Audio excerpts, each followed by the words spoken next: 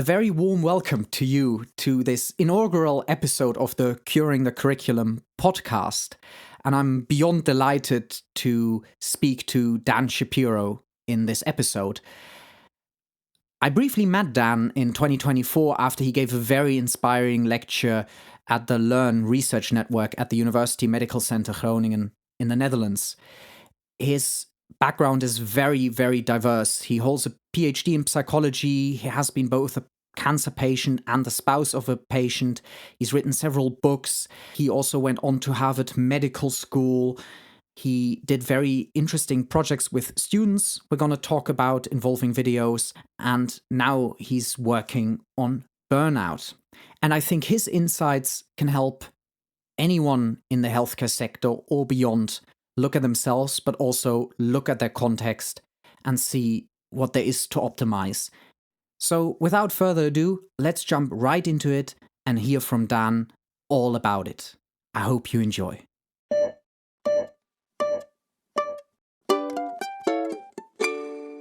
Welcome to the podcast. So if I were to meet you in a bar, how would you introduce yourself? Because this is a podcast, and perhaps people can't see me, I'd say I'm incredibly good looking. No, I'm kidding. That's a great one.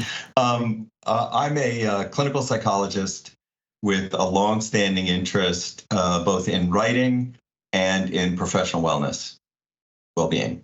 Lovely. Very lovely. Some people might recognize your name. You worked for almost 10 years as a consultant to Grey's Anatomy, private practice as well, How to Get Away with Murder. But you also did quite a lot of things with medical students. You turned them into filmmakers. Why did you do that?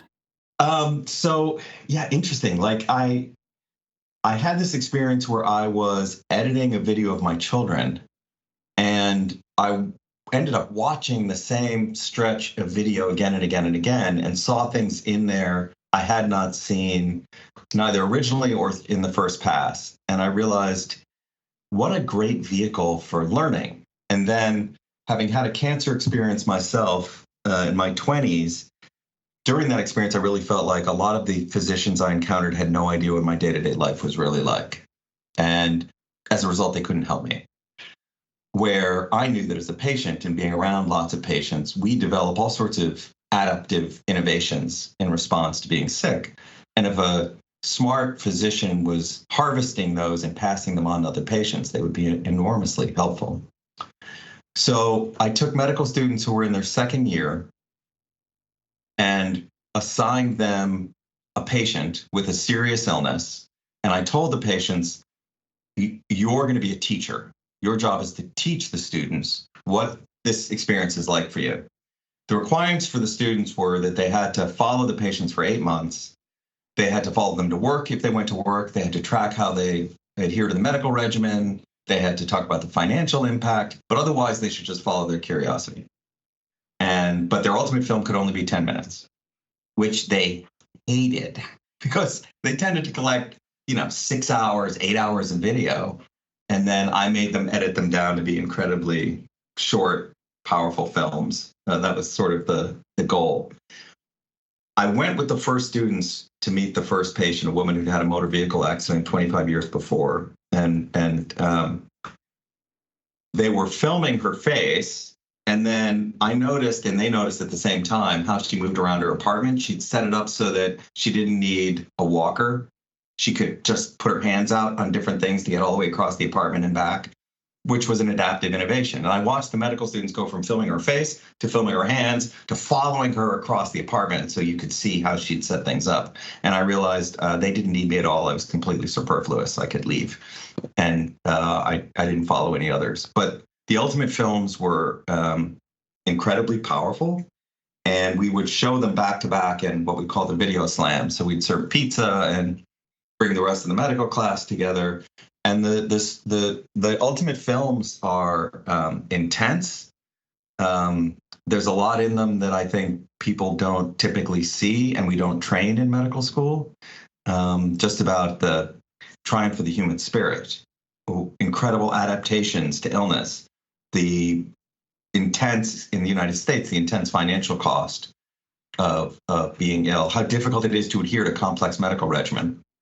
In one film, there's a woman with metastatic breast cancer being interviewed by these students, and they go, "How do you track all the medications?" And she goes, "I know, right?" Like, and she pulls out this basket that's just filled with different medications. And she says, "Yesterday, I forgot to take my Zometa," which contrasts with this young guy with AIDS who showed his pillbox, and everything is completely organized, and he knows exactly, when he's complied and when he hasn't. And I just think there was enormous lessons in there. I'll say one more thing about them. There was one couple of girls who were filmmakers, and one of them said while watching and editing, she goes, "Wow, my partner was really rude during one of the meetings with the patient. Like we were following them to a clinic visit. We were late. I know we were rushed, but I heard her interviewing the patient, and she, how rushed she was just came out in the video, and I was just a little ashamed of it." And then she pauses and she goes, "And then I realized it was me. It was my voice, actually. I had misheard it. I thought it was my partner's voice. And I realized, when I'm really rushed, I need to not let that, bubble out at patients." So I think there was a lot there as a vehicle for learning. Wow, this sounds very powerful. Also, the self-reflection aspect for the future healthcare professionals, but also seeing the patient in the daily context. And I think that's what we often miss, especially in the hospital setting.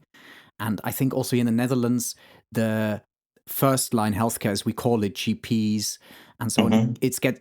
it gets increasingly popular as an internship, but also as a future job choice to really see and accompany your patients.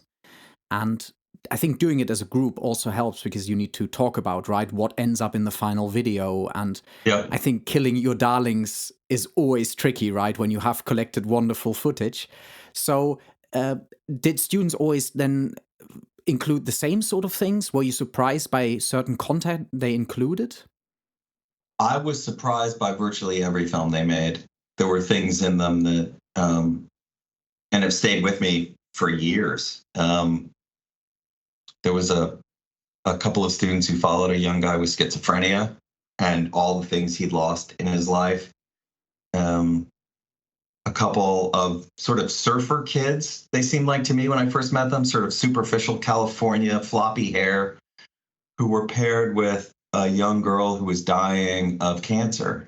And they made the most poignant, intense, moving film, interviewing their parents the dad had never talked about it before and talked about it on camera with these two kids. And so I was impressed again and again at the things our students dug up and found and asked about and caught on camera.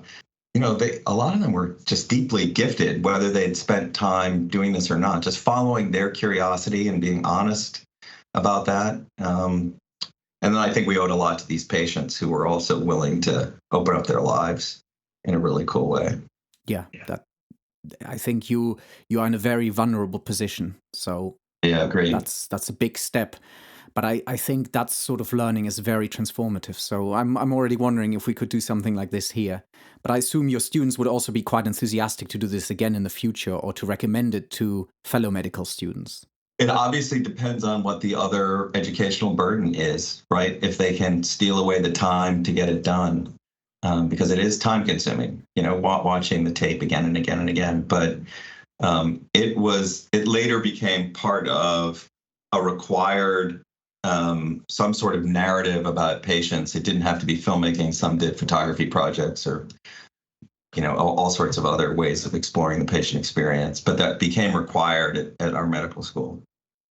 Wonderful. And did you struggle at all to convince your colleagues or the faculty to implement this, or was it accepted right away? I was lucky to be in one of the oldest humanities departments in a medical school in the country. So these are pretty like-minded people who themselves were, pretty creative. And so that wasn't hard. It was sometimes hard to get pure science professors to see the value in giving up curricular time, which is, as you know, in every country, gold.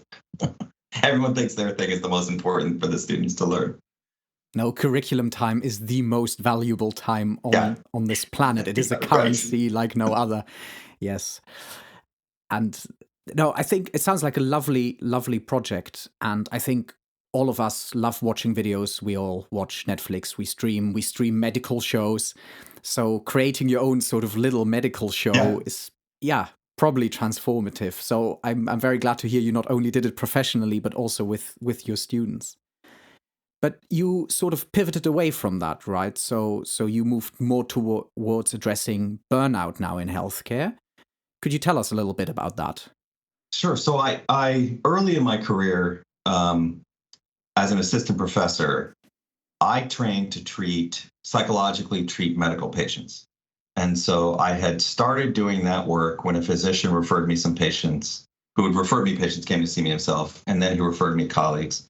And then the risk management, the legal people found me and then started referring me any physician who was sued. And pretty soon I had a pretty large practice just of physicians.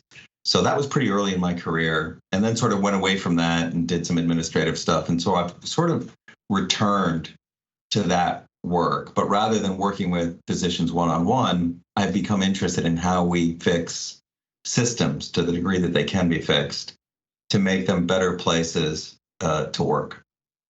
Yes, and if I remember correctly, you came up with a system to look at burnout in, for example, a hospital setting. And I think you started with the pyramid of needs. Right, Maslow's hierarchy of needs, exactly. Yeah. Um, I've been surprised at how many of the basic needs aren't met, like how many docs are dehydrated, skipping meals, not taking time to go pee. Um, and then the mental health basics are also obviously important, a little more discussed in the literature, but depression, anxiety, substance use, etc. And then the pyramid goes up. Yeah, and I think we all have heard about these things. We know there's probably research on it, also as students, and we see it happen, right? We also sometimes skip a lunch or forget to Sure. drink and then realize at the end of the day. So how does that come about, and what can we do about it? Hydration, for example, turns out to be more complicated to address than it might at first appear. Because in order to get someone hydrated, they need time to both drink and a place to store the beverage and time to pee after. And these are things that can be in short supply in some busy units like emergency rooms in the United States, for example, where all three of those things are actually difficult. We've had the most success when we have been very disciplined and used lists. So I only proceed when I've checked off that you have had as your local leader. If I'm your attending physician, I have to check off that all of my residents have actually had a hydration break and time to pee, and brought something with them or storing something in a central place that we're going to return to. Like, we have to make it people's responsibilities. The reason it's important is that even just hydration by itself impacts your cognition and your mood. Let alone, I mean, most of us are familiar with being hungry and angry, but being dehydrated also impacts your mood and your thinking too. You're just a less skilled physician when you're dehydrated. Yeah, and do we have any other like specific signs to draw on, like how important like just basic hydration is? Unfortunately, a lot of the data comes from the military, where we see degradation. It's interesting that the military treats people like assets and thinks of them like assets that have certain characteristics and needs. And to keep the asset functioning at its highest level, hydration, for example, is one of those. And the first thing they do if they shave your head in the American military is give you a canteen and teach you how to use it. Hydration being among the most important aspects of an asset. And do you know by any chance if this is a problem just common in the US or worldwide as well? No, it's actually worldwide. The seminal study on this was in the UK, where one clever researcher took urine samples from nurses and physicians before and after shifts and found rates of dehydration in the 30 to 40% range, both before and after, worsened after. But I bet this also happens in the Netherlands. Yes. I mean, I can't speak for the entire country, but there's sometimes department where it's very busy. And I also noticed that as a student, at least I sometimes take a step back and just let the attending or whoever else I'm with do their work, and also try not to be a nuisance, ask Yeah. for help or request. And I think most of us are good looking after ourselves, but every now and again it's just so busy you simply forget. Yeah. So yeah, I think maybe we should learn from the military and teach this explicitly on the first day, Yeah. how to actually get the basics right. Yeah. So the other levels are safety. That's sort of the second level, physical and emotional safety. And at least in the States, there are places that are just incredibly violent, where there's, nurses bear more because they're exposed more to patients. But we've had hospitalists and emergency room docs where 20 to 30% of them have been struck, bitten, kicked, or spit on in the last year. And that's a powerful and painful experience. The third level of our hierarchy really is around respect. Do you feel respected by the things and people you interact with every day? Then there's attachment, appreciation, belonging. Do you feel like you belong where you are? Do you feel appreciated where you are? And then it's our contention when we clean up things lower in the hierarchy, you get to experience yourself having an impact on your patients, which is why. And I think that might also be what makes people stay in the system. I think I read a statistic the other day that said that something like 96% of junior doctors are actually proud of the subject itself, Mm. but some more doubted whether they would make the exact same choices again. Yet, I think more than a third of those had sort of criteria or symptoms of burnout already. So I think that is a very strong motivator, having that effect with your patients. It's incredibly powerful, but it seems like we are not getting sort of the base of the pyramid correct. And maybe administrators or managers are relying a little bit too much on sort of doctors and students and other healthcare professionals, nurses, doing their work out of goodwill. Well, I think the Netherlands is a potentially a world leader in burnout, actually, by having less in general than I think many other countries. You and I may be in countries that are opposite ends of a spectrum, maybe not completely. I mean, I think there's some that are worse than the States, but not many. I think it's really difficult here. And at least the data I've seen from the Netherlands looks pretty impressive. The piece that you have that we don't is so many young, newly trained docs leaving the field during that sort of critical juncture when they've sort of been out of training. They've got that year where they do a variety of different things. And unfortunately, some seem to leave then, which confuses me. Yes, and I think some also switch from initially saying, oh, I want to be a doctor, white coat, be in the hospital, to no, I've witnessed the hospital. Yeah. That sort of world is not for me. And I think maybe not the key aspect, but one big aspect is hierarchy is very much less in the Netherlands than in other countries. I come from Germany and it's a lot more, but at least it is publicly discussed. Mm. Whereas in the Netherlands, the standard answer is there is no hierarchy. Mm. But of course, there's always hierarchy. Yeah. And it's really tricky to discuss it and address it at certain departments. Other departments are very open. So I think it's also partially a little bit of a gamble which departments you witness as a student and how that influences you. And I think a lot more people are moving into the first line of healthcare, like becoming a GP, where you are allowed to wear just regular clothes and you can sort of start in a practice either in a village, a big city. You have a lot of flexibility. Yeah. That does sound attractive.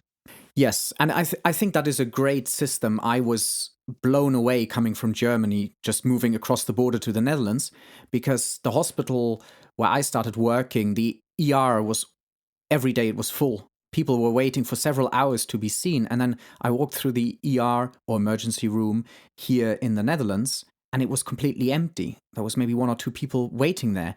And I was like, what's going on? And they're like, yeah, you can't just come to the emergency room in the Netherlands. Like, the ambulance needs to bring you here, or you need to be referred by your GP. Only then you Oh, can come. wow. That sounds so civilized. it is incredible, and so many people go to their GP, especially people from abroad, and they're so disappointed when they get sent home without getting an antibiotic. Because in some countries, as soon as if you have the flu, we all know an antibiotic doesn't help. But there's Yeah. countries that just you expect your GP to prescribe that to you Yeah. or get flu Yeah. medication. There's no flu medication here. Right, Like, it's not a right. thing.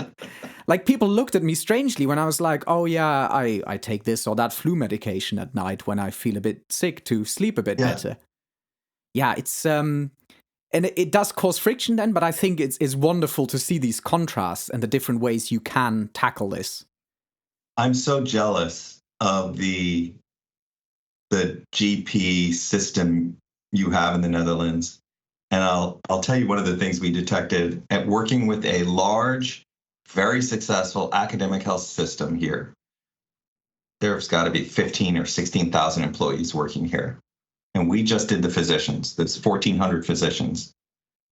Only 70 to 75% of them had their own primary care doctor. These are the doctors. And, it's one thing to get your antibiotics from a friend, but you know that these people are not getting ongoing routine, key screenings. They're probably not getting referred for mental health care. They're probably not getting prostate exams. They're on their own. I think we know that doctors are the worst patients ever. Yeah. And yet we don't seem to do anything about it, right? And we notice this ourselves, and maybe it's also a stigma or taboo to talk about these things if you have a tough shift. I think it's really important for physicians to have physicians themselves. Yeah, and not to say, I need to be perfect or I'm invincible. Because I think that's also not a healthy attitude towards yourself. Yeah, agreed. So will you ultimately practice in the Netherlands, or will you go back to Germany? No, I think I will stay here. I think I have sort of converted because it's really opened my eyes how you can do it, and it feels really nice to be here. And especially being in a different context, I notice things most Dutch people don't notice, and I would have not noticed in Germany. Mm. Right? So, for example, the support with language courses, because I needed to learn Dutch, right, to be in the hospital. It was really, really, really tough to organize these Dutch courses, to find a part-time job to afford them, and it really, really opened my eyes, sort of what marginalized groups have to go through. And then I am a very privileged person, and even I struggled, and that made it very clear for me, for people who have a way harder time than me, how it sort of must be for them. I could never imagine, but I can now imagine a little bit. Yeah. Mm. So I think always changing your context and looking at a different system is invaluable, both for appreciating what you have, but also for figuring out that there might be a different way to do things. Right now, the Netherlands, to me, being in the States at this particular moment in history, looks very attractive. I think the Netherlands is attractive, but it's not without its flaws. And I unfortunately see that with fellow students as well, who are getting very demotivated with certain things happening in the curriculum. And yeah. So what are those things? I think it's a lot of hurdles you need to jump through, right? So medical school is sort of like a rite of passage, right? You need to get your signatures from your supervisors. And here we need to do a lot of reflections nowadays. And I think reflections are great, right? To reflect on yourself and your shortcomings and improve. But it's like sometimes you need to write a 20-page document reflecting on yourself, your progress during a year and everything. And all you need to reflect on is yourself. Mm. And then knowing the literature on agency, on professional identity formation, we know in the literature how important the context is and how big that influence of the context is on the individual, yet we don't talk about it in medical education here. And I find that very troublesome, because I think students here are just fed up with these sort of reflective assignments that just cost them a ton of time. And there's a researcher from Amsterdam, she's researched this, and she called these sort of students reflective zombies. Great phrase. And I absolutely loved it when I read it. And I think a lot of students can resonate with that. And it's about, in the end, students just then use ChatGPT or come up with empty sentences that sound like genuine reflection, but that it's not. Yeah, that sounds really difficult. Yeah. So I think really meaningful, reflective moments by, for example, creating a video about a patient encounter or patient story, I think can really help students when you give them the space and the options to do something they enjoy. And I think if you don't slap assessment criteria onto it, not forcing them to tick the boxes. I felt like as a faculty member, if I could just release and tickle the curiosity students had naturally and then get out of the way, I could be successful. That I didn't need to do a whole lot to get them activated. And I mean, they're in general, medical students are so gifted and have so much horsepower that just introducing students, even if there hadn't been a camera, to a young man with HIV/AIDS and telling, okay, you've got to get together with him multiple times over the next 8 months, and I'm not going to micromanage any of the rest of it, could be enormously successful. I think you're completely right that the intrinsic motivation, sort of that inner drive, that curiosity is there. But I think that by designing a system of sort of medical curricula that's incredibly focused on extrinsic motivation, right? Exam grades, ticking the boxes, also having to collect signatures from your supervisors about how you perform, and instead of maybe how the department performs as well, is what makes students realize at some point maybe that system isn't for them. And the standard answer you then hear from older people is, oh yeah, but we had to do this as well, and in our time it was so much worse. But I think we should also appreciate students and say, well, it's actually good you are looking at this and you are taking care of yourself more than the previous generation, because you're gonna be stressed in 10 or 20 years time when the healthcare system will be even more stretched out than it is now, and stretched thin. So I would love to be this a part of the curriculum as well, to talk about the context, to talk about how certain assessments motivate or actually demotivate you. In the States, the medical students participate in what is called a graduate questionnaire at the end of their training. So in their 4th year, they fill these out.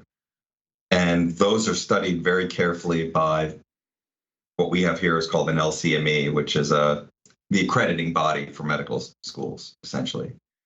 And in that document, they get to evaluate the basic science years and the specifics, and then their clinical rotations, and also any observations they've had about mistreatment, feeling like they've been neglected or poorly treated, et cetera. And that has given the medical students enormous power here in the States, so much so, and these threats of mistreatment complaints, that the pendulum has swung in some places pretty far to the medical students having a great deal of power, and some faculty not wanting to train them out of fear of having mistreatment complaints. So while I think there's a lot, at least compared to how you're suggesting, that the students have a lot of say and input, but there has to be a balance here, I think. I think you're right. And I can't really speak for the US system, how that works out. But here it's sort of, it gets labeled as power. Students are allowed to join a year representation, for example. They're allowed to give feedback. But I think what frustrates students over the years is that they always get told, yeah, that's fair, we might implement it next year. So they never see any real change happen. And I think seeing some change happen is good. If then faculty say, I don't want to teach anymore, I think that's not good either. But I also don't think that's what students want to achieve here. Yeah. Here, I think we have there's too many curricular revisions. They happen too fast. Every few years, there's a whole new fad and everything turns over, and we're in a different cycle.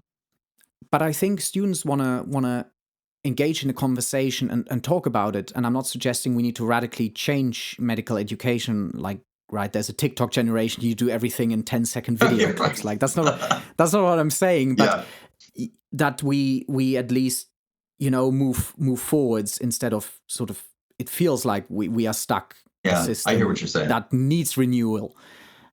Yeah, so I think it's quite interesting to look at different countries and see what we can learn from them. And I think there's also a wonderful publication I read recently, and it's called Student Evaluations of Teaching Cause Poor Teaching. And so how a certain type of evaluation causes the lecturer, the faculty member to just please students. And I think that's then wrong. I think that's sort of probably what you had in the US in your local context. But I think if lecturers even said to students why they're doing something, why they need to do this annoying assignment or whatever it may be that, causes friction among students, I think students would understand, right? I think we're reasonable human beings. Yeah. But it's often you need to jump through hoops and hurdles and do assignments you don't really understand the relevance of or the educational benefit. Yeah, that is hard. And it doesn't make a whole lot of sense. And I think a lot of students have a sort of dip because here it's a bachelor-master system. So 3 years bachelor studying in the books, and then you hit the clinics, and then you're in the clinics about 3 years, more or less. And a lot of students come motivated during the bachelor. The motivation dips slowly. I've noticed this as a year representative over the years. People give less and less and less feedback. They've sort of given up on the system. And then they hit the clinics and they suddenly see this relevance. It's like, oh, that's why I need to study this. Or, oh, that's why it's important. And I think we're missing this in the theory, in the theoretical years, in the foundational years. In the States, there have been experiments getting students into clinics much earlier in smaller bits while they're studying the basic science simultaneously. I don't know that it always ties up that aha in the way we'd like, but it does keep the patient front and center in a way that's nice. Yeah, I think that's wonderful. We have patient lectures in the bachelor as well, where a patient is presented, but it's very different when you're in a room with 400 people looking at one patient versus real clinic rotations.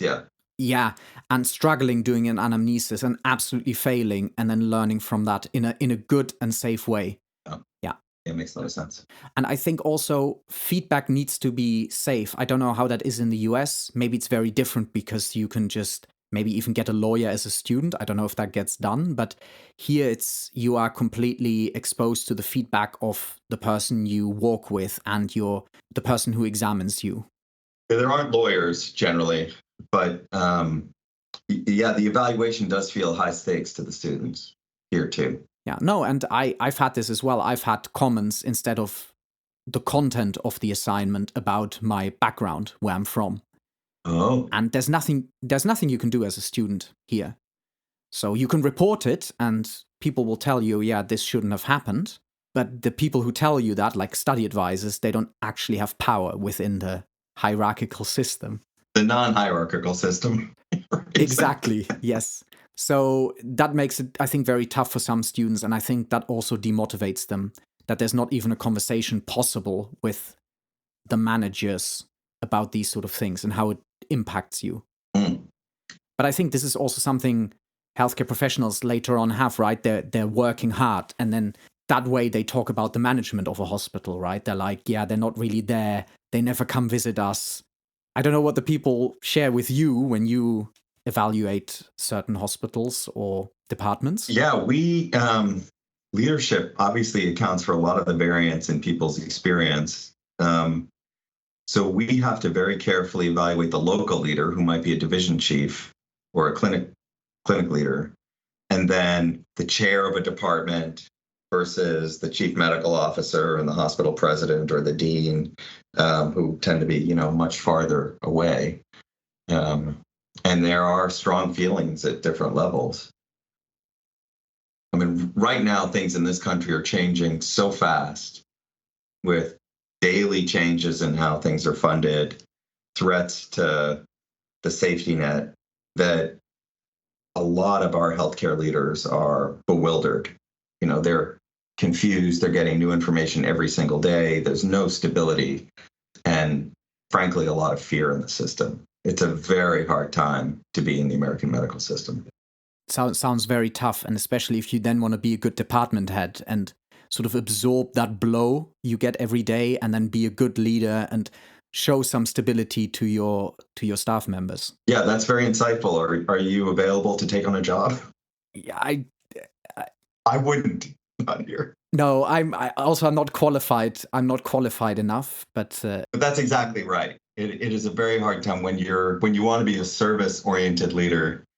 Um, because there's so much news, all of your people are on edge, and it's very difficult to ward off the fear of what's coming. and have you seen any good strategies utilized recently by great leaders?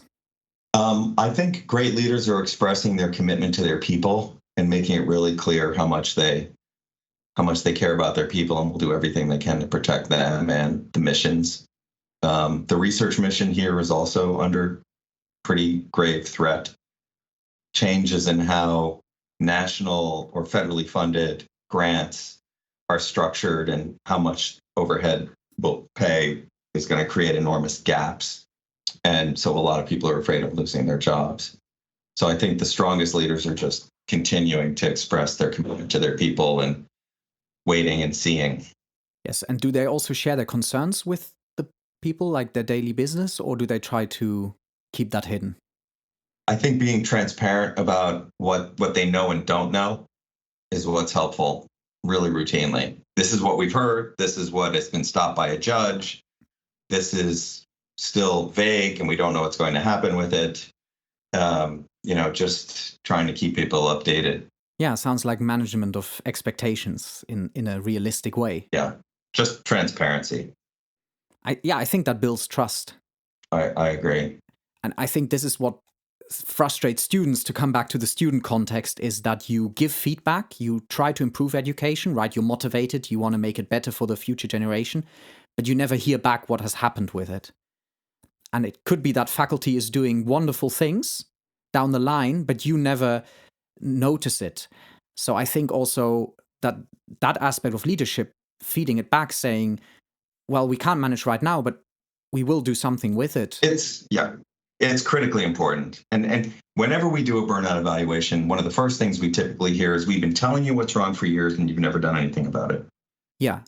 And simply closing the loop. Here's the list of priorities. Here are the things that are important, but we're not going to take on right now.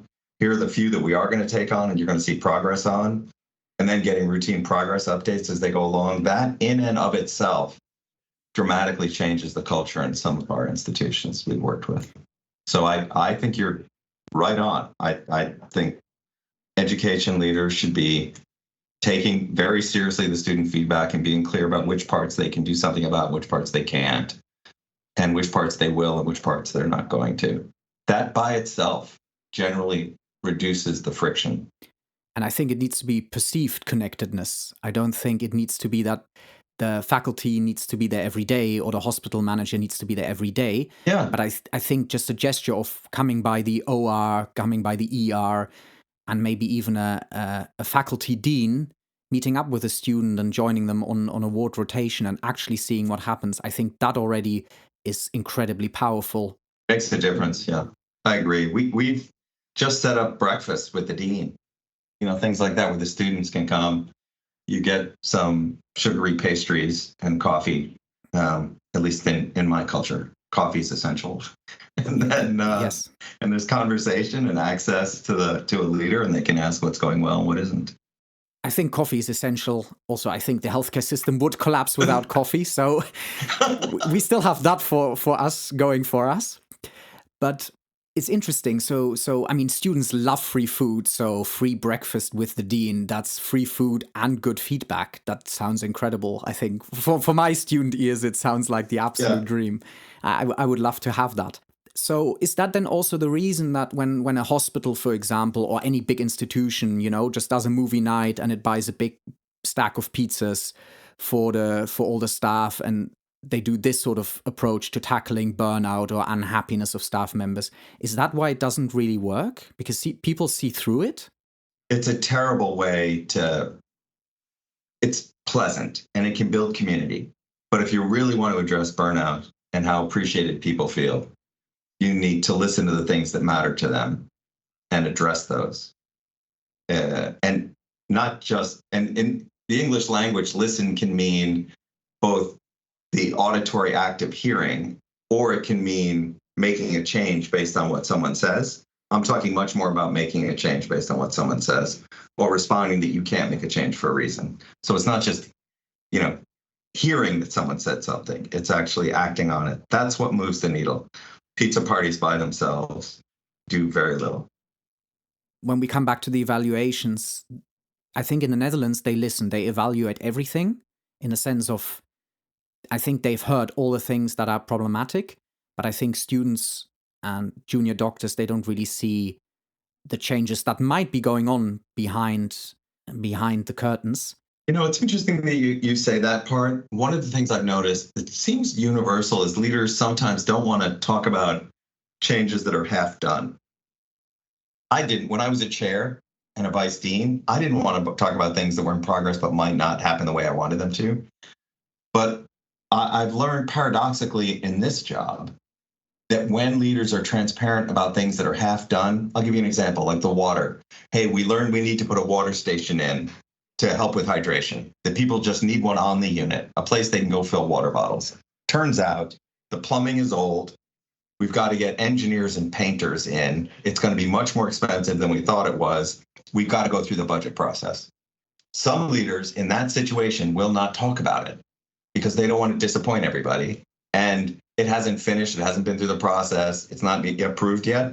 But we've learned that being transparent about what's the impediments are to something working also helps the culture. People are like, oh, they haven't forgotten about the water station. They listen to us. It's more expensive. I get it. And they're going to talk about it. Like that helps. So being really transparent about where things are, even if they're not done. So you mentioning changes in the curriculum or feedback, people coming back and going, we heard that. We went and talked to the faculty who were doing that. And it turns out they've got really good reasons for it. We're not done making a decision about it, but we want you to know that we're still considering it. I think that's pretty much what I meant by saying students are, rational human beings if you talk to us on a rational basis. And I think you then also, you see the struggling of the people in management as well. Like tiny details. Yeah, I wouldn't have considered that with the water fountain example you just gave. And that might actually make me appreciate the manager even more. It's like, oh, they have to sort out these nitty-gritty, annoying little details. I'm actually really glad I don't have to do this on a daily basis, right? Like, I mean, I like to say, they just sit in meetings all day and drink coffee and, they hop from one meeting to another. While other people are, sweating and treating one patient after another. Yeah. But yeah, so maybe after all, it's just about really good closed loop communication with everyone. I think that certainly helps. Obviously, being well-intentioned and having a willingness to hear the feedback and consider it, it has to be table stakes, getting in the door sort of. Yes, and whether you initially need to nudge people to give feedback or whether it comes naturally, I think is very important. But I think what also faculty leaders or organizational leaders should be responsible for is also evaluating the feedback systems. Because what I notice is, healthcare is political, right? Most businesses have a sort of political aspect to the way things work and the things people say. But I think if you never question your own structures, even the structures you've created yourself, I think it's a dangerous path to move on because there might always be people who get lost in the current system. So I think as a leader to just, take 1 hour a week and talk to random students in the faculty or to visit a random department is something incredibly powerful because you bypass all the systems that might be working very well.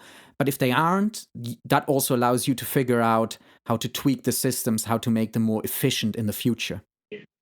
My entire business is based on listening carefully to healthcare workers. It's focus groups and surveys. And the focus groups are terrific for illuminating ideas. And then the surveys are great for giving you quantitative backup about whether it's truly important to people or not. And that's really what we are. We're an amplification system. We amplify voices to leadership. I think that's wonderful because I think as soon as there's data on a report, it gets trusted.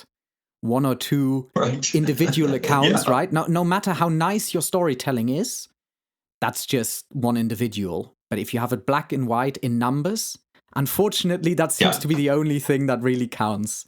Yeah, I agree. It does, at least in the medical culture. So I think we established what's the system and leaders can do, right? Genuinely care and be transparent Hmm. and really feedback in a closed loop system. What should students take away from this? Look after themselves with hydration, eating. Well, that's one part of it, right? Is a small part is the basics, but then there's even work-life balance. How much downtime are you getting? Are you getting enough sleep? The things I care about with students are getting them to that level where they're engaged enough and following their curiosity enough and studying hard enough, but not too much and not ignoring their biology, drinking too much or not getting enough sleep, not spending time with friends, all the things that have life balance. I think that's the trick.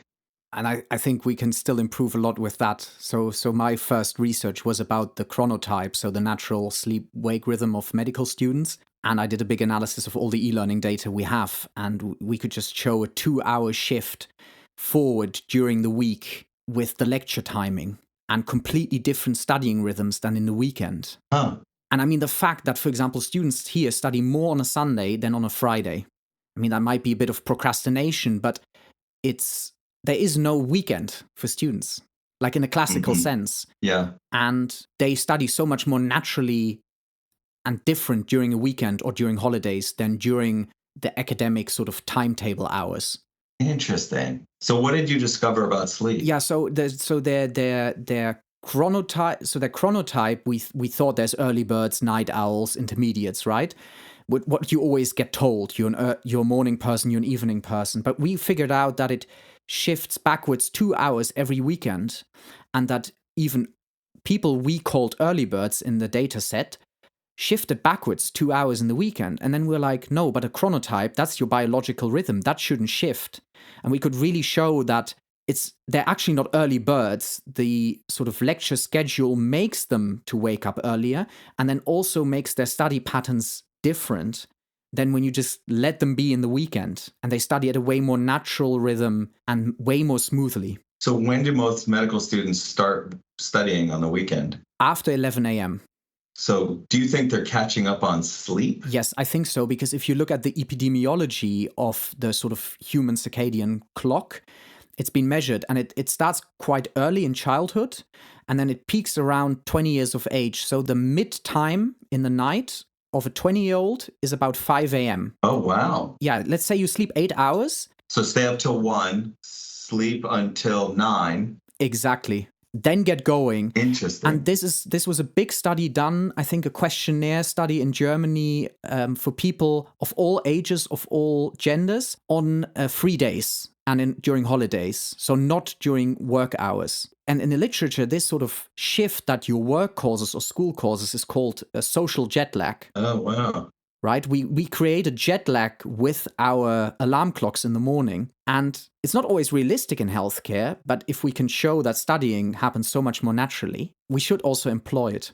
So we have created lecture times that are good for people like me and the elderly. Yes.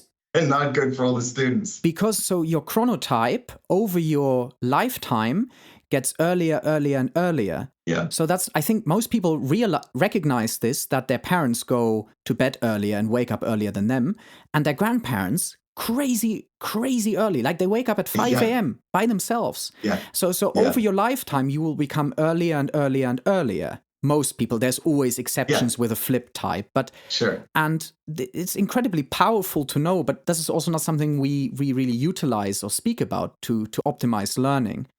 And I think by the time people get older, they've sort of forgotten how horrible it was as a child also to be forced to go to school so early or to wake up early for lectures. Yeah. And I think it's... Well, that's great. I think that's more valuable than anything I've said. That's very interesting. No, but it's...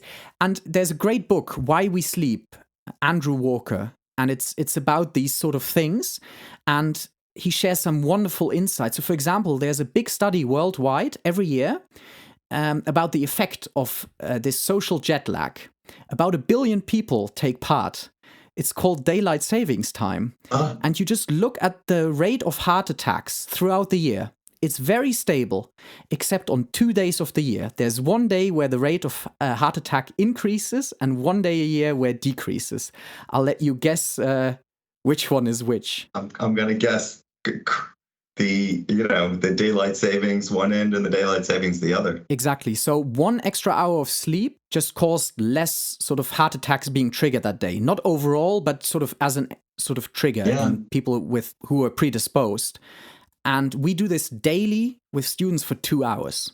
And it's not like a student will get a heart attack, right? They're still young and resilient. But I think it shows how much better we could do with letting people work according to their own biological rhythms. Brilliant. Yeah.